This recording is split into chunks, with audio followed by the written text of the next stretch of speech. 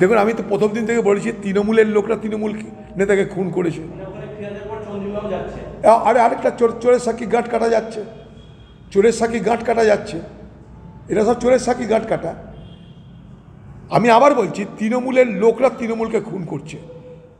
আমি প্রথম দিনই বলেছি জমির লড়াই, প্রমোটারি রাজের লড়াই, দেখেন পেপারেও বেরোচ্ছে। ওখানকার লোক, সাধারণ মানুষ সবাই জানে, মোটামুটি সবাই আন্দাজ করতে পারছে কী থেকে কী ঘটনা ঘটেছে। খালি পুলিশ আন্দাজ করতে পারছে না, কারণ দিদির সেরকম ইনস্ট্রাকশন এখনো আসেনি। দিদির যদি নির্দেশ আসে যে তোমরা নিরপেক্ষভাবে অপরাধীকে গ্রেপ্তার করো, এই অপরাধী গ্রেপ্তার করতে সময় লাগার কোনো কথা নেই বলে আমি মনে করি। এইভাবেই একের পর এক অপরাধ হয়ে চলেছে, অপরাধীদের গ্রেপ্তার করা হয় না। তার কারণ অপরাধীরা নিজেরাই সরকারি দলের লোক।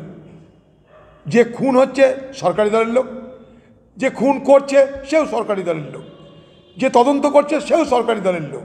এবার হবেটা কোথা দিয়ে? অপরাধের কিনারা হবেটা কোথা দিয়ে? আর কিনারা হলেও তাদের কিছু হবে বলে আমার বিশ্বাস নাই, আমি বিশ্বাস করি না। এই তো সত্যেন চৌধুরী খুন হলো, প্রদীপ দত্ত খুন হলো, কী হয়েছে?